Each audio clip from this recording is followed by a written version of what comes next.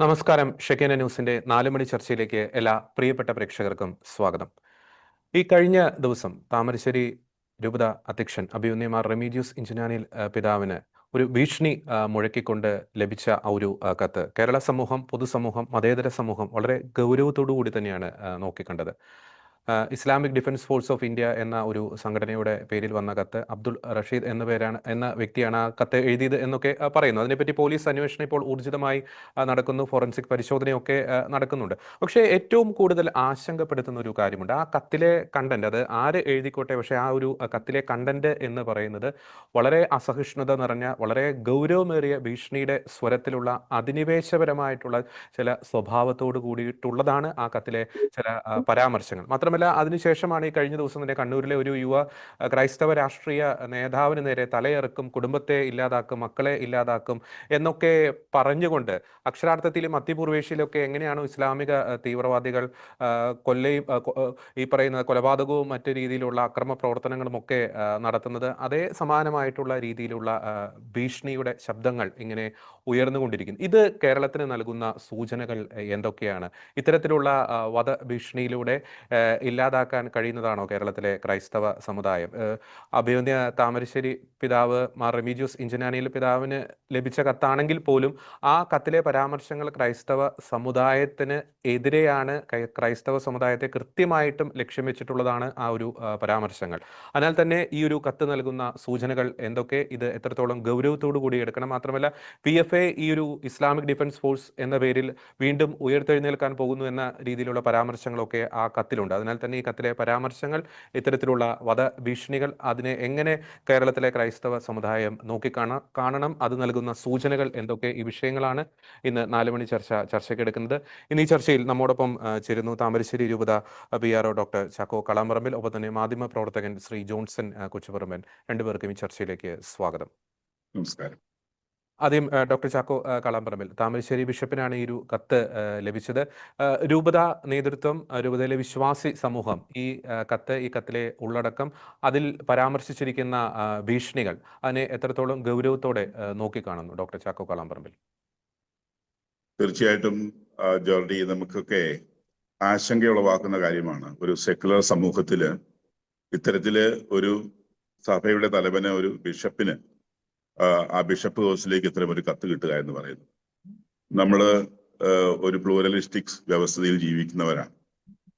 ആരായാലും, ഇതിന്റെ പിന്നിൽ ആരായാലും സമൂഹം ഒന്നടങ്കം ഡിസോൺ ചെയ്യേണ്ട, അല്ലെങ്കിൽ ആ തരത്തിൽ തള്ളിക്കളയേണ്ട തക്ക മറുപടി നമ്മുടെ പ്രസ്താവനകളിലൂടെയും നമ്മുടെ ഐക്യദാർഢ്യത്തിലൂടെയും പ്രകടിപ്പിക്കേണ്ട ഒരു സംഭവമാണിത് എന്ന് നമുക്കറിയാം. ആര് ചെയ്തതാണെങ്കിലും സ്വാഭാവികമായിട്ടും ഇവിടെ നമ്മൾ ആ കത്തിൽ കാണുന്നത് Islamic defence force of India എന്ന് പറയുന്ന പോപ്പുലർ ഫ്രണ്ട് ഓഫ് ഇന്ത്യ, അത് നിരോധിക്കപ്പെട്ട സംഘടനയുടെ പിന്തുടർച്ചക്കാരാണ് എന്നുള്ള മട്ടിലാണ് ആ കത്തിന്റെ വരികൾ നമ്മൾ വായിച്ചെടുക്കുന്നത്. അതിൽ പറഞ്ഞിരിക്കുന്ന കാര്യങ്ങളും റവന്യൂ ഇൻകത്തിന്റെ 90% ഇസ്ലാം സമൂഹത്തിൽ നിന്നായതുകൊണ്ട് അതിനെക്കുറിച്ച് ഒരു 90% ഗവൺമെന്റ് ആക്ടിവിറ്റീസും ഈ ഫണ്ട് കൊണ്ട് നടക്കുന്നതുകൊണ്ടും 70%-ലധികം അല്ലെങ്കിൽ 70% ജോലികളും സംവരണം ചെയ്യപ്പെടേണ്ടത് ഇസ്ലാമിനാണ് എന്നുള്ളൊരു വാദഗതിയൊക്കെ അതിൽ നമ്മൾ എഴുതി കാണുന്നുണ്ട്. അത് LDFും UDFുമായിട്ടുള്ള മുന്നണികളും ഒക്കെ ആയിട്ട് ചർച്ച ചെയ്തെന്നും ആ ചർച്ച ചെയ്ത് ഏകദേശം അവർ ധാരണയായിട്ടുണ്ടെന്നും അവരൊക്കെ സമ്മതിച്ചിട്ടുണ്ടെന്നുള്ള മട്ടിലൊക്കെയാണ് കത്തിൽ പറയുന്നത്. അതുകൊണ്ട് തന്നെ ഈ ശബരിമല വിഷയം വന്നപ്പോൾ ആ ശബരിമല വിഷയത്തിൽ പൊതുവികാരം ഇതിനെതിരെ മാറി ചിന്തിക്കേണ്ട ഒരു സാഹചര്യം ഉണ്ടായിട്ടുണ്ട് എന്ന് ചിന്തിക്കുന്നു. അല്ലെങ്കിൽ ആ തരത്തിൽ നമ്മൾ ആശങ്കപ്പെടുന്നതുകൊണ്ടാണ് ഞങ്ങൾ ഇത്തരത്തിലുള്ള ഒരു സ്പോൺസേഡ് പ്രോഗ്രാമായി ഹിജാബ് വിഷയം അവതരിപ്പിച്ചതെന്നും പള്ളിരുത്തി സെന്റ് സ്കൂളിന്റെ ഹിജാബ് വിഷയത്തില് നിലവിൽ ഭരണകക്ഷിയിൽ നിന്ന് വളരെ പോസിറ്റീവായിട്ടുള്ള പ്രതികരണങ്ങളാണ്. അവരങ്ങനെ മാറിയിട്ടില്ല എന്ന് ചിന്തിക്കാൻ ഉതകുന്ന വിധത്തിൽ എന്ന മട്ടിലാണ് ആ കത്തില് രേഖപ്പെടുത്തിയിരിക്കുന്നത്. അവരോട് സഹകരിച്ചിപ്പോഴും പോകുന്നു എന്ന മട്ടിലൊക്കെയാണ് കത്തിൽ എഴുതി വെച്ചിരിക്കുന്നത്. അതുപോലെ എല്ലാ വിദ്യാഭ്യാസ സ്ഥാപനങ്ങളിലും ഇവരുടെ ഫണ്ട് കൊണ്ട് നടത്തുന്നത് കൊണ്ട് അവിടെയെല്ലാം വാങ്ങുവിളികൾ വേണം, മറ്റ് സൗകര്യങ്ങൾ ചെയ്തു കൊടുക്കണം ഈ സമൂഹത്തിനൊന്നും. അല്ലെങ്കിൽ അവരൊക്കെ ഈ പറയുന്ന എയ്ഡ് വാങ്ങാതെ സ്വന്തമായ നിലയിൽ അവർ പ്രവർത്തിക്കട്ടെ, സ്വാശ്രയമായി പ്രവർത്തിക്കട്ടെ എന്നൊക്കെ അതിൽ എഴുതി വെച്ചിട്ടുണ്ട്. അതിനപ്പുറത്തേക്ക് കടക്കുമ്പോൾ എനിക്ക് തോന്നുന്നത് ഈ ക്രിസ്ത്യൻ മൈനോറിറ്റി അവര് അതിനകത്ത് അപഹസിക്കുന്നത് ദൈവനാമത്തിൽ അനാശാസ്യ പ്രവർത്തനങ്ങൾ പഠിപ്പിക്കുകയും പ്രവർത്തിക്കുകയും ചെയ്യുന്നു എന്ന് അതിനകത്ത് രേഖപ്പെടുത്തി വെച്ചിട്ടുണ്ട്. അത് ബിഷപ്പ് ഹൗസിലും അനാഥാലയങ്ങളിലും അതുപോലെ കന്യാസ്ത്രീ മഠങ്ങളിലും ഒക്കെ എല്ലാം അനാശാസ്യ കേന്ദ്രങ്ങളാണെന്നുള്ള വിധത്തിലുള്ള റെഫറൻസ് ഒക്കെ അതിന് എഴുതി വെച്ചിട്ടുണ്ട്. ഇത് ഒരു എന്താ പറയുക, ഒരു സമുദായത്തിന്റെ അല്ലെങ്കിൽ ഒരു വിശ്വാസ സംഹിതയുടെ വിശ്വാസതയെ തകർക്കാനും അവരുടെ മതവികാരങ്ങളെ വ്രണപ്പെടുത്താനും ഉതകുന്ന വിധത്തിലുള്ള കാര്യങ്ങളൊക്കെയാണ് ഉള്ളത്. അതിനപ്പുറത്തേക്ക് കടന്ന് അതിനകത്ത് പിന്നീട് എഴുതി വെച്ചിരിക്കുന്നത് വായിക്കുമ്പോൾ നമുക്ക് അത്ഭുതം തോന്നും. യഹൂദന്മാരും ക്രിസ്ത്യൻസും അതുപോലെ RSSും BJPയും ഒക്കെ ആളുകളെല്ലാം നശിപ്പിക്കപ്പെടേണ്ടവർ തന്നെയാണ് എന്നുള്ളൊരു വാദഗതിയൊക്കെ എഴുതി വെച്ചിരിക്കുകയാണ്. അപ്പോ NSS, SNDP, ക്രിസ്ത്യൻ മാനേജറുകളൊക്കെ അവര് തങ്ങളുടെ ഫണ്ട് പറ്റിക്കൊണ്ട് ഇത്തരത്തിലുള്ള സംവിധാനങ്ങൾ ചെയ്യുന്നത് കൊണ്ട് അവരൊക്കെ ഞങ്ങളുടെ കീഴിൽ നിൽക്കണം, അല്ലെങ്കിൽ അത്തരത്തിലുള്ള ഫണ്ടുകൾ പറ്റാതിരിക്കണം, സർക്കാർ ഫണ്ട് എന്ന പേരിൽ ഞങ്ങൾ കൊടുക്കുന്ന ഫണ്ടാണ് ഇതൊക്കെ. അതുപോലെ തൃശ്ശൂർ ലൂർദ് മാതാ പള്ളിയും ചുണ്ടേൽ പള്ളിയും പള്ളിക്കൂടവും ഒക്കെ ഖബർസ്ഥാനുകളാണ്, അത് കയ്യേറിയതാണെന്നൊക്കെയുള്ള വാദഗതികളൊക്കെ ഉയർത്തിയിട്ടുണ്ട്. അബ്ദുൾ റഷീദ്, താങ്കൾ സൂചിപ്പിച്ചതുപോലെ Abdul Rasheed PRO Islamic defence force of India Erattupetta എന്ന ഒരു പേരോടുകൂടിയാണ് ഈ കത്ത് പോസ്റ്റ് ചെയ്തിരിക്കുന്നത്. നമുക്കിവിടെ കിട്ടിയിരിക്കുന്നത് അങ്ങനെ തന്നെയാണ്. അപ്പോൾ വാസ്തവത്തിൽ ഇത് വേണമെങ്കിൽ ഒരു സാധാരണഗതിയിൽ ആരുടെ ഒരു വികാരത്തിന് മനോനില തെറ്റിയിട്ട് എഴുതിയതാണെന്നൊക്കെ വേണമെങ്കിൽ നമുക്ക് സ്ഥാപിക്കാം. എങ്കിലും ഇത് ആവർത്തിക്കപ്പെടുന്നു എന്നുള്ളത്, അതായത് പള്ളുരുത്തി സെന്റ് റീത്ത സ്കൂളിന് കൊടുത്ത ഇത്തരത്തിലുള്ള ഒരു ഭീഷണി കത്തും താമരശ്ശേരി രൂപതയിലേക്ക് ആ കത്തയക്കുന്നതിന്റെ സാങ്കത്യവും പലപ്പോഴും നമുക്ക് പിടിവിട്ടാത്ത കാര്യങ്ങളാണ്. ഇതും അതും തമ്മിൽ എന്താണ്? താമരശ്ശേരി രൂപതയുടെ അഭിവന്ദ പിതാവ് ബന്ധപ്പെട്ടവരൊന്നും ആ വിഷയത്തിൽ നേരിട്ടിടപെടുകയോ അത്തരത്തിലുള്ള പ്രസ്താവനകളുമായിട്ട് മുമ്പോട്ട് വരികയോ ചെയ്തിട്ടുള്ളതല്ല. പക്ഷെ എന്തുകൊണ്ടാണ് ആ തരത്തിലേക്കുള്ള ഒരു കമന്റുകൾ അവിടേക്ക് വന്നത്, മറ്റ് ഡയസിസിലേക്കൊന്നും വരാത്തത്? അത് പൊതുജനങ്ങളെ സംബന്ധിച്ചും വിശ്വാസ സമൂഹത്തിനും ആശങ്കയുളവാക്കുന്ന കാര്യമാണ്. പക്ഷെ ആ ആശങ്കകളൊക്കെ അസ്ഥാനത്താണ്. കാരണം അതിനെ സധൈര്യം നേരിടാനായിട്ട് നമ്മുടെ സമൂഹത്തിന് ഇച്ഛാശക്തിയുണ്ട്, ആർജവമുണ്ടെന്ന് ഞാൻ അടിവരയിട്ട് വരും. APJ അബ്ദുൽ കലാം പറഞ്ഞതുപോലെ ഭയപ്പെടാൻ തുടങ്ങിയാൽ ഭയപ്പെടുത്താൻ ആളുകൾ ഉണ്ടാവും. അത്തരം ഭയങ്ങളൊന്നുമില്ല. അദ്ദേഹം പറഞ്ഞതുപോലെ പിന്തിരിഞ്ഞോടാൻ തീരുമാനിച്ചാൽ ജീവിതകാലം മുഴുവനും പിന്തിരിഞ്ഞോടേണ്ടി വരും. അത്തരം ഒരു പിന്തിരിഞ്ഞോടലുകളൊന്നും ഇവിടെ സാധ്യമല്ല. തോക്കാൻ തയ്യാറായാൽ മരണം വരെ തോൽക്കാൻ മാത്രമേ സമയം കാണൂവെന്ന് അബ്ദുൽ കലാം പറയുന്നുണ്ട്. ഈ നീതിക്ക് വേണ്ടി നിലകൊള്ളുമ്പോൾ ഇത്തരത്തിലുള്ള അനീതിക്ക് മുമ്പിൽ തോക്കാൻ തയ്യാറല്ല എന്ന് അടിവരയിട്ട് പറയാനായിട്ട് ഈ രൂപത ആഗ്രഹിക്കുകയാണ്, ഇതിന്റെ ദൈവജനം ആഗ്രഹിക്കുകയാണ്. ഏത് സാഹചര്യത്തിലും മുൻപോട്ട് പോകാൻ തയ്യാറായി ഇറങ്ങൂ എന്ന് APJ അബ്ദുൽ കലാം പറയുന്നുണ്ട്. എന്നാൽ നമുക്ക് അന്തസ്സോടെ ജീവിക്കാവുന്നു. അപ്പൊ ഏത് സാഹചര്യമാണെങ്കിലും നീതിക്കും സത്യത്തിനും സമത്വത്തിനും സാഹോദര്യത്തിനും മതസൗഹാർദ്ദത്തിനും വേണ്ടി നിലകൊള്ളുന്ന ഒരു രൂപതയെയും അതിന്റെ അധ്യക്ഷനെയും അതിലെ ദൈവജനത്തെയും ഈ ഒരു സമൂഹത്തെയും അതുപോലെ ഹൈന്ദവ ക്രൈസ്തവ സമൂഹത്തെയും ഒക്കെ അടച്ചാക്ഷേപിക്കുകയും ഭീഷണിപ്പെടുത്തുകയും അവരുടെ ജീവന് പോലും വിലകൽപ്പിക്കാതിരിക്കുകയും അവരുടെ സ്ഥാപനങ്ങളെ ഈ തരത്തിൽ മോശമായി ചിത്രീകരിക്കുകയും ചെയ്തുകൊണ്ടുള്ള ഒരു പ്രവർത്തനം, അത് വളരെ അടിയന്തരമായി അന്വേഷിച്ച് അതിന്റെ പിന്നിലുള്ള ഏത് ശക്തിയാണ്, അത് മനോനില തെറ്റിയവനാണെങ്കിൽ അങ്ങനെ, അല്ലെങ്കിൽ അല്ല, ആരാണെങ്കിലും അതിനെ നിയമത്തിന് മുമ്പിൽ കൊണ്ടുവരേണ്ടതും അഴികൾക്കുള്ളിലാക്കേണ്ടതും അടിയന്തരമായിട്ടും ചെയ്യേണ്ട കാര്യമാണ്. പോലീസ് അതിനെക്കുറിച്ച് അന്വേഷിച്ചുകൊണ്ടിരിക്കുന്നുണ്ട്. ഒപ്പം മറ്റ് സർക്കാർ വകുപ്പുകളും അതിനെക്കുറിച്ച് അന്വേഷിച്ചുകൊണ്ടിരിക്കുന്നുണ്ട്. നമുക്കതിൽ തീർച്ചയായിട്ടും പ്രത്യാശയുണ്ട്. പക്ഷെ ഒരു വസ്തുതയുണ്ട്, പോലീസ് അന്വേഷിക്കുകയും ആളുകളെ കണ്ടെത്തുകയും എന്നുള്ളതിനപ്പുറത്തേക്ക് ഇങ്ങനെ ഒരു കത്ത് വന്നപ്പോ പൊതുസമൂഹത്തിന്റെ പ്രതികരണം എന്താണ് എന്ന് നമ്മളൊന്ന് ആലോചിക്കുക. ഇവിടെ സാമൂഹ്യ നായകന്മാരുണ്ട്, അല്ലെങ്കിൽ ഇവിടുത്തെ സമൂഹത്തിലെ വിവിധങ്ങളായിട്ടുള്ള ഇത്തരം വിഷയങ്ങളിൽ കൃത്യമായിട്ട് നിലപാടുകൾ വ്യക്തമാക്കുന്ന വ്യക്തികളുണ്ട്. അവരുടെ ഭാഗത്തു നിന്നൊക്കെ ഇതിനെ തള്ളിക്കളഞ്ഞുകൊണ്ട് ഇത് ഒറ്റപ്പെട്ട സംഭവമാണെങ്കിൽ ആയിക്കൊള്ളട്ടെ, പക്ഷെ എങ്കിലും ഇത് സമാനമായ രീതിയിൽ 2 സ്ഥലങ്ങളിൽ ആവർത്തിക്കപ്പെടുകയും അതിന്റെ അടുത്ത ദിവസം തന്നെ മറ്റൊരു സ്ഥലത്ത് ഒരു വോയിസ് മെസ്സേജിലൂടെ വലിയ ഭീഷണി ഒരു കുടുംബത്തിനും കുടുംബാംഗങ്ങൾക്കും നൽകുകയൊക്കെ ചെയ്യുന്ന ഇത്തരം സംരംഭങ്ങൾ ആവർത്തിക്കപ്പെടുന്ന ഈ നാടിന്റെ അവസ്ഥ എങ്ങോട്ടാണ് എന്ന് ഉറക്കെ ചിന്തിക്കാനും ഉറക്കെ ചോദിക്കാനും ഉറക്കെ പറയാനും ഉറക്കെ പ്രവർത്തിക്കാനും സന്നദ്ധമാകുന്ന സമൂഹമായി നാം മാറേണ്ടിയിരിക്കുന്നു. എങ്കിൽ മാത്രമേ ഇത്തരം ചിത്രശക്തികളെ, ഇത്തരം മനോനില തെറ്റിയവരാണെങ്കിൽ അവരെയൊക്കെ നമുക്ക് വേണ്ട വിധത്തിൽ നോർമലൈസ്ഡ് കണ്ടീഷനിലേക്ക് കൊണ്ടുവരാൻ കഴിയുള്ളൂ എന്നുള്ളത്, ഈ സമൂഹത്തെ നോർമലൈസ് ചെയ്യാൻ കഴിയും എന്നുള്ളത് എല്ലാവരും തിരിച്ചറിയേണ്ട ഒരു യാഥാർത്ഥ്യമാണ്. നമ്മള് മറ്റ് സ്ഥലങ്ങളിലും മറ്റ് രാജ്യങ്ങളിലും ഒക്കെ നടക്കുന്നതിനെതിരെ ഇവിടെ ഒരുപാട് കൊടികൾ പിടിക്കുകയും ഒരുപാട് ബഹളം വെക്കുകയൊക്കെ ചെയ്യുന്നുണ്ട്. നമുക്ക് ഇങ്ങനെയുള്ള വിഷയം വരുമ്പോൾ നമുക്ക് അത്തരത്തിലുള്ള ഒന്നുമില്ല. അത് അത്തരത്തിലുള്ള പ്രവർത്തനങ്ങളില്ല, അത്തരത്തിലുള്ള എതിർപ്പുകളില്ല, അല്ലെങ്കിൽ അത്തരത്തിലുള്ള പ്രഖ്യാപനങ്ങളില്ല, അത്തരത്തിലുള്ള നീക്കങ്ങളില്ല. സമൂഹം ഒന്നായിട്ട് ജാതിമത വർണ്ണ വർഗ ഭേദമന്യേ മതവ്യത്യാസം കൂടാതെ ഇത്തരത്തിലുള്ള ചിത്രശക്തികളെ അടിച്ചമർത്തുവാൻ ഞങ്ങൾ ഒന്നിച്ച് ഈ സമൂഹത്തിലുണ്ട് എന്ന് പ്രഖ്യാപിക്കുന്ന ഒരു സെക്യുലർ സ്വഭാവം പുറത്തേക്ക് വരേണ്ടതുണ്ട്. അത് അത്തരം പ്രസ്താവനകൾ വരേണ്ടതുണ്ട്. അത് മതനേതൃത്വങ്ങളും ചെയ്യണം, രാഷ്ട്രീയ നേതൃത്വങ്ങളും ചെയ്യണം, സാംസ്കാരിക നായകന്മാരും ചെയ്യണം എന്നുള്ളതാണ് എൻ്റെ അഭിപ്രായം.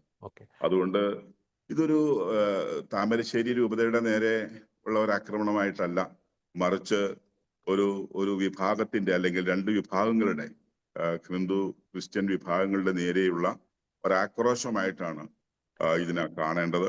അത് ഈ രാജ്യത്തിന്റെ സുസ്ഥിരതയെ, രാജ്യത്തിന്റെ അഖണ്ഡതയെ, രാജ്യത്തിന്റെ ഐക്യത്തെ ഒക്കെ ബാധിക്കുന്നതാണെങ്കിൽ അതിനെ ശക്തമായിട്ട് നേരിടുക തന്നെ വേണം. അത് നമുക്ക് ആശയപരമായി നേരിടേണ്ടതാണെങ്കിൽ അങ്ങനെ ചെയ്യണം, നിയമപരമായി നേരിടേണ്ടതാണെങ്കിൽ അങ്ങനെ ചെയ്യണം, രാഷ്ട്രീയമായി നേരിടേണ്ടതാണെങ്കിൽ ആ തരത്തിൽ ചെയ്യണം. അതുപോലെ തന്നെ ഇത്തരം ഛിദ്രശക്തികളെ രാജ്യത്ത് വളരാൻ അനുവദിച്ചുകൂടാ. നമുക്കറിയാം, കേരളത്തിലെ ഇത് ആശങ്കപ്പെടുത്താനുള്ള ഒരു കാരണം, ഒരുപക്ഷെ സാധാരണക്കാർ ആശങ്കപ്പെടാനുള്ള കാരണം, കേരളത്തിലെ ഇത്തരം ഛിദ്രശക്തികളും സ്ലീപ്പർ സെല്ലുകളും ഒക്കെ വളർന്നു വരുന്നു. അത് വേണ്ട വിധത്തിൽ റെക്കോർഡ് ചെയ്യപ്പെടുന്നില്ല, അല്ലെങ്കിൽ തിരുത്തപ്പെടുന്നില്ല, അല്ലെങ്കിൽ അതിനെയൊക്കെ വേണ്ട വിധത്തിൽ മുളയിലെ നുള്ളിക്കളയുന്നില്ല എന്നുള്ള ആശങ്ക ജനങ്ങൾക്കുണ്ടാകുന്നത് ഇവിടുത്തെ DGP-മാർ തന്നെ പ്രഖ്യാപിച്ചിട്ടുള്ള കാര്യങ്ങളാണ്. ഇവിടെ ഇത്തരത്തിലുള്ള സ്ലീപ്പർ സെല്ലുകൾ ഉണ്ടെന്നുള്ളതും ആ സ്ലീപ്പർ സെല്ലുകൾ കേരളത്തിൽ ശക്തമാണെന്നുള്ളതും. എന്തുകൊണ്ടാണ് ഒരുപക്ഷെ ഈ സ്ലീപ്പർ സെല്ലുകൾ ഇപ്പോൾ പ്രവർത്തനനിരതമാകാത്തത് പ്രത്യക്ഷത്തിൽ വളരെ ഗൗരവമായിട്ടുള്ളതിന്റെ ചോദ്യത്തിന് ഉത്തരമെന്ന് തോന്നുന്നത്, അത്തരത്തിലുള്ള സ്ലീപ്പർ സെല്ലുകളെ ശക്തമായി നേരിടാൻ പറ്റിയ ഒരു ഭരണ സംവിധാനങ്ങള് നമ്മുടെ രാജ്യത്തുണ്ട് എന്നുള്ളതായിരിക്കാം ഒരുപക്ഷെ എന്ന് ഞാൻ വിചാരിക്കുന്നു. പക്ഷേ ഏതവസരത്തിലും ഇത്തരത്തിലുള്ള സ്ലീപ്പർ സെല്ലുകൾ ആക്റ്റീവ് ആകാൻ സാധ്യതയുണ്ട് എന്ന മുന്നറിയിപ്പുകളെ നമുക്ക് അവഗണിക്കാൻ കഴിയും. അങ്ങനെയാണെങ്കിൽ അതിനെ നമുക്ക് തീർച്ചയായിട്ടും തകർക്കേണ്ടതല്ലേ? അത്തരത്തിലുള്ള തിന്മയുടെ സ്വാധീനങ്ങളെ, അത്തരത്തിലുള്ള രാജ്യദ്രോഹികളെ, അത്തരത്തിലുള്ള അന്ധകാരത്തിന്റെ പ്രവർത്തനങ്ങളെ നമുക്ക് പ്രകാശത്തിൽ കൊണ്ടുവന്ന് തുറന്നു കാണിച്ചുകൊണ്ട് അതിനെ ഉന്മൂലനം ചെയ്യപ്പെടേണ്ടതല്ലേ എന്ന ചോദ്യത്തിന് മറുപടി ഈ സമൂഹ മനസാക്ഷി നൽകേണ്ടതുണ്ട്.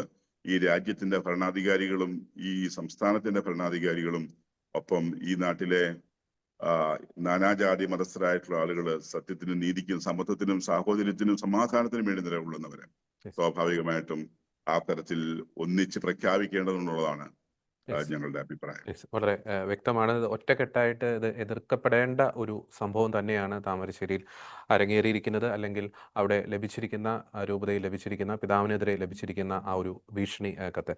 ശ്രീ ജോൺസൺ കൊച്ചുപറമ്പൻ, നമുക്കറിയാം ഇത്തരത്തിലുള്ള പല ഭീഷണികൾക്ക് പിന്നിലും നമ്മൾ ചെകഞ്ഞു നോക്കുമ്പോൾ ഈ മനോനില തെറ്റിയ ഒരു കൂട്ടം വ്യക്തികൾ അല്ലെങ്കിൽ ചില വ്യക്തികളാണ് അത് ചെയ്തിട്ടുള്ളത്, സ്വാഭാവികമായിട്ട് ചെയ്തിട്ടുള്ളത്. ഇവിടെയും ഈ വ്യക്തിയുടെ മനോനില തെറ്റിയിട്ടുണ്ട് എന്നത് വ്യക്തമാണ്. പക്ഷേ മനോനില തെറ്റാനുള്ള കാരണം ഒരുപക്ഷെ പോലീസ് അന്വേഷിക്കട്ടെ, ഒരുപക്ഷെ തീവ്രവാദമാകാം, തീവ്ര മതചിന്തയാകാം, അല്ലെങ്കിൽ ഒരു രാഷ്ട്രീയമായിട്ടുള്ള ഒരു അജണ്ടയാകാം, അല്ലെങ്കിൽ അധിനിവേശപരമായിട്ടുള്ള ഒരു അജണ്ടയാകാം. അതൊക്കെയായിരിക്കാം ഈ വ്യക്തിയുടെ മനോനില തെറ്റിപ്പിച്ചത് എന്ന് നമുക്ക് പറയാൻ സാധിക്കും. ഇവിടെ നമ്മൾ ചിന്തിക്കേണ്ട ഒരു കാര്യം, ചാക്കോ സാർ സൂചിപ്പിച്ചതുപോലെ വളരെ വിശദമായിട്ട് കേരളത്തിലെ സാമൂഹ്യ സാഹചര്യങ്ങളെ വിശകലനം ചെയ്ത് വളരെ വിശദമായിട്ട് എഴുതിയിരിക്കുന്ന ഒരു കത്താണ്. അവരുടെ അജണ്ട കുത്തി നിറച്ചിട്ടുള്ള ചിലരുടെയൊക്കെ അജണ്ട കുത്തി നിറച്ചിട്ടുള്ള ഒരു കത്താണ്. അപ്പോൾ ചിലരുടെയൊക്കെ ഒരു ഉള്ളിലിരിപ്പ് പുറത്ത് പ്രതിഫലിപ്പിക്കുന്നതല്ലേ ആ കത്തിലെ വാചകങ്ങൾ. നമ്മൾ സാമൂഹ്യ മാധ്യമങ്ങളിലെ പല അക്കൗണ്ടുകളിലും പല കമന്റുകളിലും നമ്മൾ കണ്ടിട്ടുള്ള ചില പരാമർശങ്ങളുടെ ഒരു ആകെ തുക, ഒരു നട്ട്ഷെല്ല് നമുക്ക് ആ കത്തിൽ കാണാൻ സാധിക്കില്ലേ ശ്രീ ജോൺസൺ കൊച്ചുപറമ്പൻ? തീർച്ചയായും നമ്മൾ മനസ്സിലാക്കേണ്ടത്, ഇപ്പൊ ജോർജ് പറഞ്ഞത്, ഈ മനോനില തെറ്റുക എന്ന് പറഞ്ഞാൽ അത് പല വിധത്തിലുണ്ട്.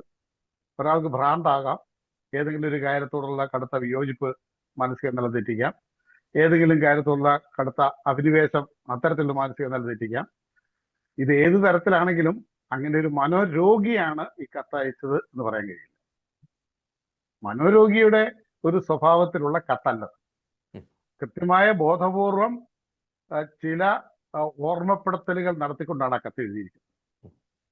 ഇപ്പൊ ഈ ഒരാൾക്കൊരു പെട്ടെന്നൊരു വികാരം ഉണ്ടാകുന്നു, അല്ലെ സാമൂഹ്യമായ ഒരു വിഷയത്തോട് എതിർപ്പുണ്ടാകുന്നു, ആരെയെങ്കിലും ഭീഷണിപ്പെടുത്തുന്നു, അത്തരം കത്തുകളൊക്കെ എഴുതുന്ന ഒരാളുടെ മാനസികാവസ്ഥയിലുള്ള ഒരു കത്തല്ല. ചാക്കോ സാറ് ആ കത്തിന്റെ അകത്തെ കണ്ടന്റുകൾ പൂർണ്ണമായിട്ട് പറഞ്ഞല്ലോ. ഇത് മറ്റ് ചിലതിനോടൊക്കെ ജോർജി കൂട്ടി വായിക്കേണ്ടതുണ്ട്, കൂട്ടി വായിച്ചേ കഴിയും. ഇതൊന്നും ഇപ്പൊ ഞാൻ പറയാം, ഇതൊരു വ്യക്തി മനോനില തെറ്റി എന്നങ്ങ് പറയാം. സംഘടിതമായി അറ്റാക്ക് ചെയ്യുന്നതോ അത് മനോനില തെറ്റിലല്ലേ? ജോർജ് പറഞ്ഞ ഈ സോഷ്യൽ മീഡിയയിലെ ഈ ചില കമന്റുകൾ സംഘടിതമായി വരുമ്പോൾ അതെങ്ങനെ മനോനില തെറ്റിയതാണോ? ഒരു വ്യക്തിക്കാണെങ്കിൽ നമുക്ക് അങ്ങനെ കണക്കൂട്ടിക്കോ, സംഘടിതമായിട്ട് എങ്ങനെ? ഇപ്പോ ഈ ആദരണീയനായ പിതാവിന് കിട്ടിയ കത്തും അവിടെ തന്നെ ഒരാൾക്ക് സോഷ്യൽ മീഡിയയിൽ കൂടെ നൽകിയ ഭീഷണിയും പുറം ലോകം അറിഞ്ഞു. അറിയാത്തൊരു കഥയെ കൂടെ ഞാൻ പറയാം. ഒന്നല്ല, ഇതുപോലെ എത്ര പേർ ഭീഷണിപ്പെടുന്നുണ്ട് എന്ന് കേരളം തിരിച്ചറിയണം. ഒരു ഉദാഹരണം ഞാൻ പറയാം. ഇടുക്കി ജില്ലയിലെ അതിർത്തി പഞ്ചായത്തിൽ നെടുങ്കണ്ടം കരുണാപുരം പഞ്ചായത്തുകളുടെ സംഗമഭൂമിയിൽ NIA റെയ്ഡ് നടത്തി നിരവധി പേരെ പിടിച്ചുകൊണ്ടുപോയ പട്ടം കോളനി തൂക്കുപാലത്ത് ഒരു സാധാരണക്കാരനായ ഒരു ഓട്ടോക്കാരൻ, അയാൾ മറ്റൊരു സ്വകാര്യ സ്ഥാപനത്തിലെ താൽക്കാലിക ജീവനക്കാരൻ കൂടിയാണ്. അദ്ദേഹം ഒരു കമന്റ് ഇട്ടു, നമ്മൾ എന്തിനാ പാലസ്തീനു വേണ്ടി വാദിക്കുന്നത്, നമ്മൾ നമ്മുടെ രാഷ്ട്രത്തിനൊപ്പം നിന്നാൽ പോരെ.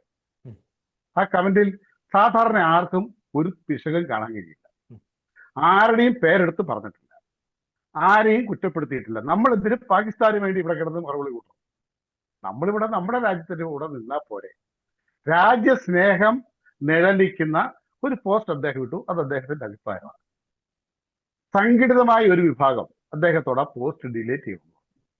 അദ്ദേഹം പറഞ്ഞു, ഞാൻ എന്തിനാ ഡിലീറ്റ് ചെയ്യണം, ഞാൻ എൻ്റെ അഭിപ്രായമല്ലേ പറഞ്ഞു. അദ്ദേഹം ഉറച്ചു നിന്നു.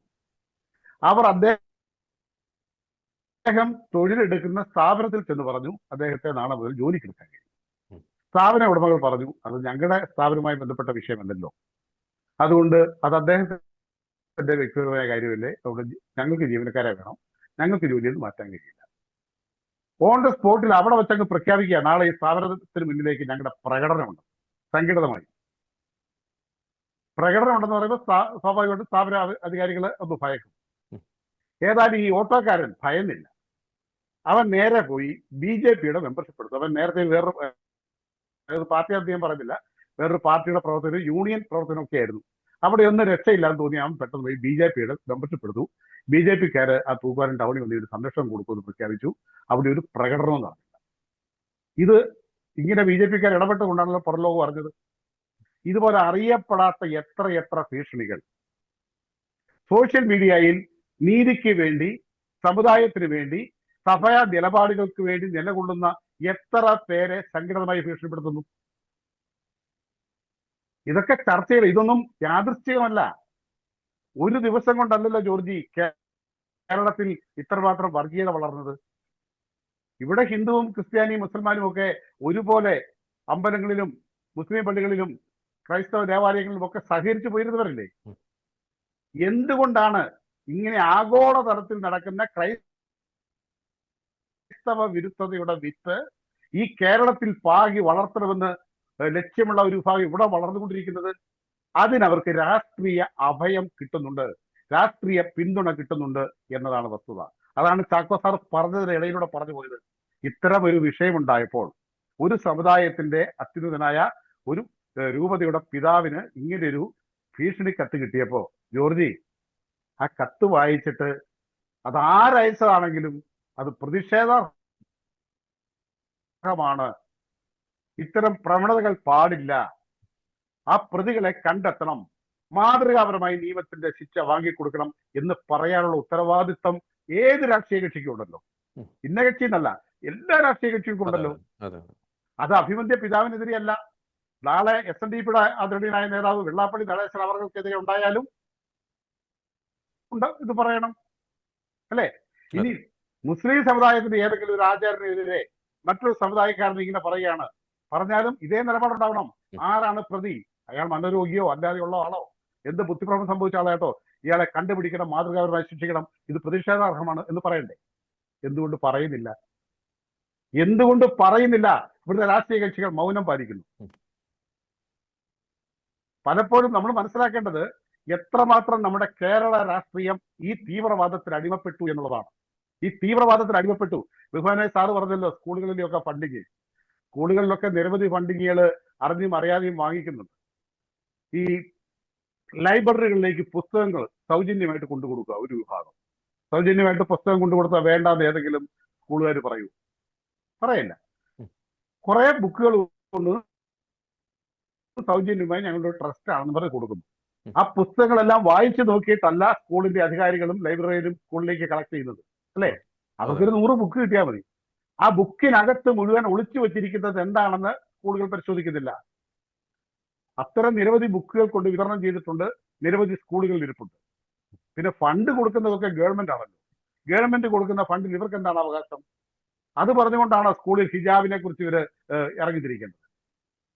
ഹലാല്, ഇപ്പൊ ജോർജി, ഒരു കാലത്ത് ഹലാൽ എന്ന് പറയുന്നത് ഉണ്ടായിരുന്നു, മുസ്ലിം കടകളിൽ മാത്രമായിരുന്നു, അല്ലേ? ഇന്ന് ഏതൊക്കെ കടകളിലാണ് ഹലാല്? എല്ലായിടത്തും ഉണ്ട്. ഹലാൽ എന്ന് പറയുന്നത് എങ്ങനെയാ? അറക്കുമ്പോൾ ഭക്ഷ്യ ആവശ്യത്തിനായി അറക്കുന്ന സാധനങ്ങള് അവരുടെ ബിസ്മി ചൊല്ലി അറക്കണം, അല്ലേ? പപ്പടത്തിന് എങ്ങനെയാ ഹലാൽ ഉണ്ടാവുന്നത്? പപ്പടം ആരെ അറുത്തിട്ടുണ്ടാക്കുന്ന?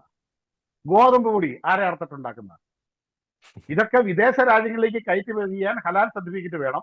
പക്ഷെ കേരളത്തിൽ വിൽക്കുന്നതിന് എന്തിനാ ഹലാൽ സർട്ടിഫിക്കറ്റ്? നാളെ ഈ ചാനൽ കാണുന്നവരൊരു സത്യം ചോദിക്കേ, ശരവണാസ് പപ്പടം, പേര് കേട്ടാൽ എന്താ ശരവണാസ്? ഹലാൽ പപ്പടമാണ് കേരളത്തിൽ വിൽക്കുന്നത്. ഇവിടെ ഇന്ന് ക്രിസ്ത്യാനിയും ഹിന്ദുവും ഒക്കെ ഒരു ഹോട്ടൽ നടത്തി വിജയിക്കണമെങ്കിൽ അവിടെ ഹലാൽ ഫുഡ് എന്ന് എഴുതി വെക്കണം. അത്തരം കടകളിൽ എത്ര ഈ സമുദായക്കാർ കയറുന്നുണ്ട്? അപ്പോൾ ഇതൊന്നും യാദൃശ്ചികമല്ല ജോർജി, ഇതൊന്നും യാദൃശ്ചികമല്ല.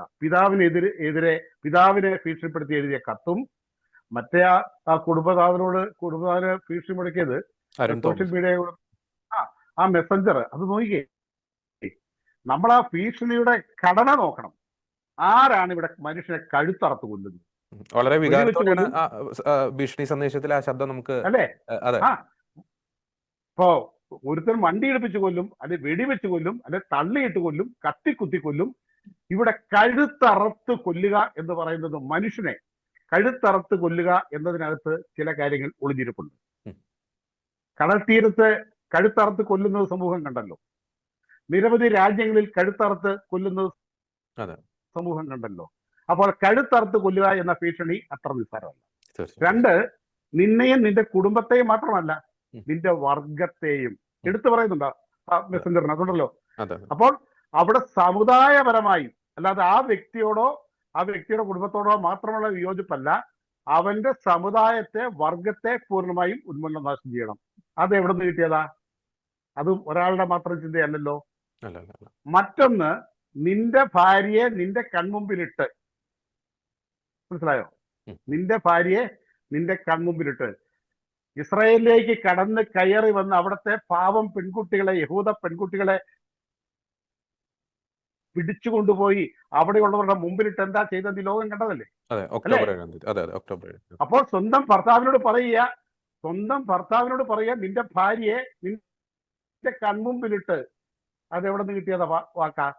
സാധാരണ ഒരു ക്രൂരന്, സാധാരണ നമ്മൾ പറയുന്ന ഒരു തെമ്മാടിക്ക്, ഗുണ്ടയ്ക്ക്, റൗഡിക്ക്, നാട്ടിലെ ചട്ടമ്പിക്ക്, ഏറ്റവും കൊള്ളരുതാത്തന് ഇങ്ങനെ ചെയ്യാൻ കഴിയൂ? അവൻ അങ്ങനെ പറയുമോ?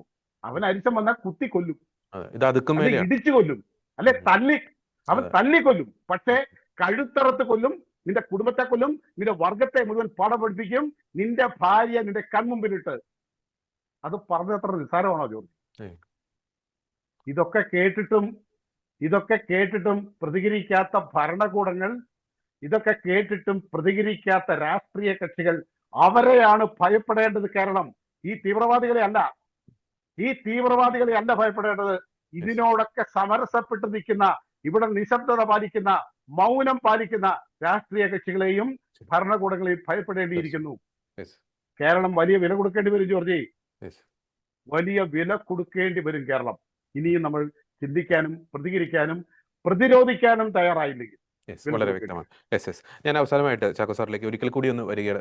ഡോക്ടർ ചാക്കോ കൊളാമ്പറമ്പിൽ, നമുക്കറിയാം ഇപ്പോൾ താമരശ്ശേരി ബിഷപ്പ് അഭിമന്യ റെമീജിയൂസ് പിതാവ് ഒരു പ്രസംഗത്തിൽ എന്തെങ്കിലും ഒരു പരാമർശം നടത്തിക്കഴിഞ്ഞാൽ, അല്ലെങ്കിൽ രൂപതയുടെ ഭാഗത്തു നിന്നും സമുദായത്തിൻ്റെ ഉന്നമനത്തിന് വേണ്ടി എന്തെങ്കിലും ഒരു പ്രത്യേക ഒരു തീരുമാനം എടുത്തു കഴിഞ്ഞാൽ അത് ഉടനെ തന്നെ ബ്രേക്കിംഗ് ന്യൂസ് ആക്കുന്ന, ഫ്ലാഷ് ന്യൂസ് ആക്കുന്ന, വിവാദമാക്കുന്ന മാധ്യമങ്ങളുടെ വലിയൊരു പട തന്നെ കേരളത്തിലുണ്ട്. താമരശ്ശേരി രൂപതയ്ക്ക് മുൻകാലങ്ങളിൽ അതിനെ സംബന്ധിച്ച പല രീതിയിലുള്ള അനുഭവങ്ങൾ നമ്മുടെ മുമ്പിലുണ്ട്. പക്ഷേ ഇവിടെ ലഭിച്ച ഈ ഒരു ഭീഷണിക്കത്ത് നമ്മുടെ കേരളത്തിലെ മാധ്യമങ്ങളൊന്നും അറിഞ്ഞില്ല എന്ന് പറയുന്നത് അത് എത്രത്തോളം ഒരു ഗൗരവമേറിയിട്ടുള്ള ഒരു അടിമത്തം തന്നെയാണ് ഡോക്ടർ ചാക്കോ കൊളാമ്പറമ്പിൽ.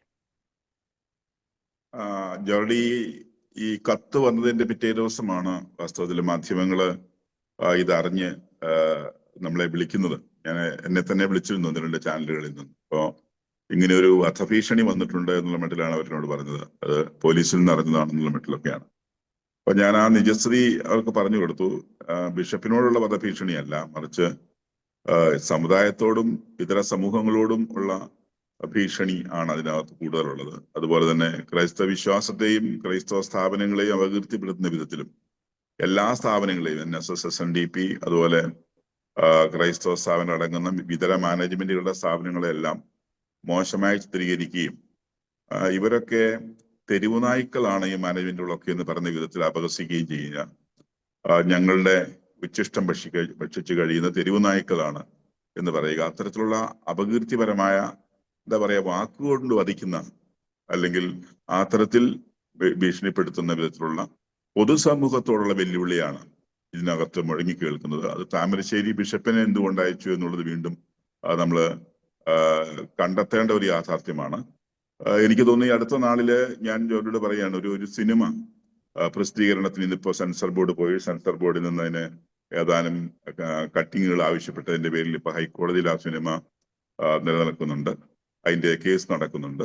അപ്പൊ ആ സിനിമയിലും എനിക്ക് മനസ്സിലായ ഒരു കാര്യം, ആ സിനിമയിൽ നിന്ന് തന്നെ ഞാൻ മനസ്സിലാക്കിയതാണ്, താമരശ്ശേരി രൂപതയെ എടുത്ത് പ്രൊജക്ട് ചെയ്ത് കാണിച്ചിരിക്കുകയാണ്. എന്നിട്ട് ഒരു ബിഷപ്പ് അല്ലെങ്കിൽ ഒരു പ്രീസ്റ്റ് എന്നൊക്കെ പറയുന്നത്, ഒരു വൈദികൻ അല്ലെങ്കിൽ ഒരു ബിഷപ്പ്, ഒരു മെത്രാൻ എന്നൊക്കെ പറയുന്നത് ഇത്രയേ ഉള്ളൂ എന്ന് നിസ്സാരവൽക്കരിച്ചുകൊണ്ട് ഒരു നിഷ്കളങ്ക സ്നേഹത്തെ ഇവിടെ ലൗജിഹാദായി ചിത്രീകരിക്കുക മറ്റുള്ള ചിത്രീകരണങ്ങൾ അതിനകത്ത് നടത്തി വെച്ചിട്ടുണ്ട്.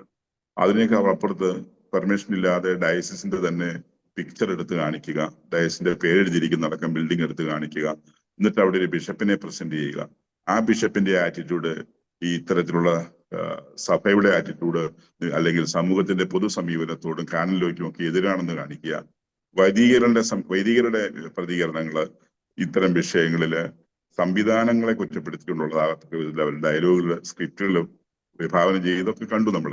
അതൊക്കെ ഞാൻ മനസ്സിലാക്കിയ യാഥാർത്ഥ്യങ്ങളാണ്, കണ്ട് മനസ്സിലാക്കിയ യാഥാർത്ഥ്യങ്ങൾ. അതുകൊണ്ടാണ് ഞാൻ കൃത്യമായി പറയുന്നത്. അപ്പൊ അവിടെ താമരശ്ശേരി രൂപതയുടെ കത്തോലിക്ക കോൺഗ്രസ് അതിനകത്ത് കക്ഷി ചേർന്നിട്ടുണ്ട്, ഈ കേസിന്റെ ലീഡ് ചെയ്തിട്ടുണ്ട്. വാസ്തവത്തിൽ ഇതൊക്കെ നടക്കുന്നത് ഒരുതരം എന്തോ വാശിയോടെ അറ്റാക്ക് ചെയ്യാൻ, അല്ലെങ്കിൽ മോശമായി ചിത്രീകരിക്കാൻ, അല്ലെങ്കിൽ സമൂഹത്തിന് മുമ്പിൽ ഇകഴ്ത്തി കാണിക്കാൻ ഈ വിശ്വാസത്തെയും ഈ ബിഷപ്പിന്റെ പദവിയെയും വൈദിക പദവിയെയും പൗരോഹിത്യത്തെയും കാനൻ നിയമങ്ങളെയും ഒക്കെ കാറ്റിൽ പറത്താൻ വ്യഗ്രത കാണിക്കുന്ന ഒരു ത്വര പല സ്ഥലങ്ങളിലും ഇന്ന് ഉയർന്നു വരുന്നു എന്നുള്ളത് ആശങ്കയുളവാക്കുന്ന കാര്യമാണ്. അതുകൊണ്ടാണ് ഞാൻ ആവർത്തിച്ചത്, നമ്മൾ ഇതിനെയൊന്നും ഭയപ്പെടേണ്ടവരല്ല, മറിച്ച് സധൈര്യം ക്രിസ്തുവിന്റെ സാക്ഷ്യം വഹിച്ചുകൊണ്ട് നേരിടേണ്ടവരാണ്. അതുകൊണ്ടാണ് ഞാൻ APJ അബ്ദുൽ കലാമിന്റെ കൊട്ടേഷൻ ആദ്യം പറഞ്ഞത്, ഭയപ്പെടാൻ തുടങ്ങിയാൽ ഭയപ്പെടുത്താൻ ആളുകൾ ഉണ്ടാവും. പിന്തിരിഞ്ഞോടാൻ തീരുമാനിച്ച ജീവിതകാലം മുഴുവൻ പിന്തിരിഞ്ഞോടേണ്ടി വരും. തോൽക്കാൻ തയ്യാറായാൽ മരണം വരെ തോൽക്കാൻ മാത്രമേ സമയം ഉണ്ടാവൂ. ഏത് സാഹചര്യത്തിൽ മുന്നോട്ട് പോകാൻ തയ്യാറായി ഇറങ്ങിയാൽ നമുക്ക് അന്തസ്സോടെ ജീവിക്കാമെന്നുള്ളത്, അത് നമ്മളെ സംബന്ധിച്ചിടത്തോളം നമ്മുടെ ആത്മാഭിമാനത്തിന്റെ ഒരു പ്രതിഫലനം കൂടിയാണ്. ഈ സമുദായത്തെ അല്ലെങ്കിൽ ഈ സംവിധാനത്തെ അല്ലെങ്കിൽ ഈ സഭാ സമൂഹത്തെ അല്ലെങ്കിൽ സഭാ നേതൃത്വത്തെയൊക്കെ ഏത് വിധത്തിൽ ഭയപ്പെടുത്താൻ നോക്കിയാലും അതിനൊന്നും കീഴ്പ്പെടുന്നതല്ല. കടുവായുടെ മുമ്പിൽ നിൽക്കുന്നവനോട് പുലി വരുന്നേ എന്ന് പറഞ്ഞ് പേടിപ്പിച്ചിട്ട് കാര്യമില്ല. സ്വാഭാവികമാണത്, അവനെ പേടിപ്പിക്കാൻ കഴിയില്ല നിങ്ങൾ. അതുകൊണ്ട് ആ കടുവായുടെ മുമ്പിൽ നിൽക്കുമ്പോഴും രക്തസാക്ഷിത്വം വഹിച്ച 3 ആണികളിൽ കുരിശിലേറി ലോകത്തെ മുഴുവൻ വീണ്ടെടുത്തവന്റെ രക്തസാക്ഷിത്വത്തിന്റെ ചുടുതിണ്ണം വീണിരിക്കുന്ന ഈ ഭൂമിയില് ആ ചുടലണത്താൽ വിശദീകരിക്കപ്പെട്ട ഈ സമൂഹത്തെ തീർച്ചയായും. ഒരുപക്ഷെ നിങ്ങൾക്ക് ഇങ്ങനെയൊക്കെ പറഞ്ഞ് പേടിപ്പിക്കാമെന്ന് ചിന്തിക്കുന്നുണ്ടാവും. നിങ്ങൾക്ക് ഒരിക്കലും തളർത്താനോ തകർക്കാനോ കഴിയില്ല എന്ന് ഓക്കെ. ഇതിന്റെ പിന്നിൽ ഏതെങ്കിലും വിധത്തിലുള്ള ചിത്രശക്തികൾ പ്രവർത്തിക്കുന്നുണ്ടെങ്കിൽ അവരെ മനസ്സിലാക്കിയിരിക്കണം എന്നുകൂടി ഈ സമയം പറയാൻ ഞാൻ ആഗ്രഹിക്കുകയാണ്. തീർച്ചയായും. കാരണം വളരെ ആ തരത്തിലുള്ള ഒരു രക്തസാക്ഷിയുടെ ചുടുണർത്താൽ പണിതുയർത്തപ്പെട്ട ഈ സംവിധാനത്തെ ഒരു പേപ്പിടി കാണിച്ച് പേടിപ്പിക്കാൻ ആർക്കും കഴിയില്ല എന്ന അടിവരയിട്ട് പറഞ്ഞുകൊണ്ട് ഞാൻ ഒരിക്കൽ കൂടി ക്രിസ്തുനാമത്തിൽ ഇതിനുവേണ്ടി സധൈര്യം മുൻപോട്ട് പോകാനുള്ള ആഹ്വാനം ഈ സമുദായം ഏറ്റെടുക്കും. ഈ സമൂഹം അത് ഏറ്റെടുക്കണം. ഈ പൊതുസമൂഹത്തിന്റെ ബോധം അതിനുവേണ്ടി നിലകൊള്ളണം. ഈ പൊതുസമൂഹം ഒന്നടങ്കം ഇത്തരം ചിത്രശക്തികളെ എത്രയും പെട്ടെന്ന് ഈ അന്ധകാര പ്രവർത്തനങ്ങളെ ഉന്മൂലനം ചെയ്യാൻ ആവശ്യമായിട്ടുള്ള നീക്കം പോലീസിനോടും ഭരണ സംവിധാനങ്ങളോടും ചേർന്ന് നടത്തണമെന്നാണ്. യെസ്, തീർച്ചയായും വളരെ വ്യക്തമാണ്. ഒരു കാര്യം പ്രത്യേകം മനസ്സിലാക്കുക, ഇത്തരം ഭീഷണികൾ എഴുതുന്നവരോട് ഒരു വാക്ക്: നിങ്ങളുടെ ഭീഷണികൾ കൊണ്ടൊന്നും തളരുന്നതല്ല ക്രൈസ്തവ സമുദായം. ക്രിസ്തു നാമത്തെ പ്രതി, ക്രിസ്തു നാമത്തിൽ വിശ്വസിച്ചതിൻ്റെ പേരിൽ, ക്രൈസ്തവ വിശ്വാസത്തിൽ അടിയുറച്ച് നിന്നതിൻ്റെ പേരിൽ തലയിറക്കാൻ വന്നവരുടെ മുമ്പിലേക്ക് തല നീട്ടിക്കൊടുത്ത ചരിത്രമാണ് ക്രൈസ്തവ സമുദായത്തിൻ്റേത്. അതിനാൽ തന്നെ ഇത്തരം ഭീഷണികൾ കൊണ്ട് സമുദായത്തെ അങ്ങ് ഇല്ലാതാക്കാമെന്ന് നിങ്ങൾ വിചാരിക്കുന്നുണ്ടെങ്കിൽ ആ വിചാരം നിങ്ങൾ മടക്കി അത് നിങ്ങളുടെ പോക്കറ്റിൽ സൂക്ഷിച്ചുകൊള്ളുക. മാത്രമല്ല, ഈ വിഷയത്തിൽ രാഷ്ട്രീയക്കാർ അവരുടെ നിശബ്ദത കൈവിടയട്ടെ. ഒപ്പം തന്നെ സാംസ്കാരിക നായകർ അവരുടെ നിശബ്ദത കൈവിടയട്ടെ. മാധ്യമങ്ങൾ അവരുടെ ഒരു തണുപ്പൻ സമീപനം, മറ്റു വിഷയങ്ങളിൽ കാണിക്കുന്ന പല ആവേശത്തോടെയുള്ള സമീപനം നമുക്ക് നമ്മുടെ കൺമുമ്പിലുണ്ട്. പക്ഷേ ഈ ഒരു വിഷയത്തിൽ കാണിക്കുന്ന തണുപ്പൻ സമീപനം മാറ്റിവെക്കട്ടെ. ഒറ്റക്കെട്ടായി ഇത്തരത്തിലുള്ള ഭീഷണികൾക്കെതിരെ ശബ്ദമുയർത്താൻ പൊതുസമൂഹത്തിന് സാധിക്കട്ടെ എന്ന് ആശംസിക്കുന്നു. ഇന്ന് ഈ ചർച്ചയിൽ വളരെ സജീവമായി പങ്കെടുത്ത ഡോക്ടർ ചാക്കോ കളാമ്പറമ്പിൽ, ശ്രീ ജോൺസൺ കൊച്ചുപറമ്പൻ, രണ്ടുപേർക്കും നന്ദി.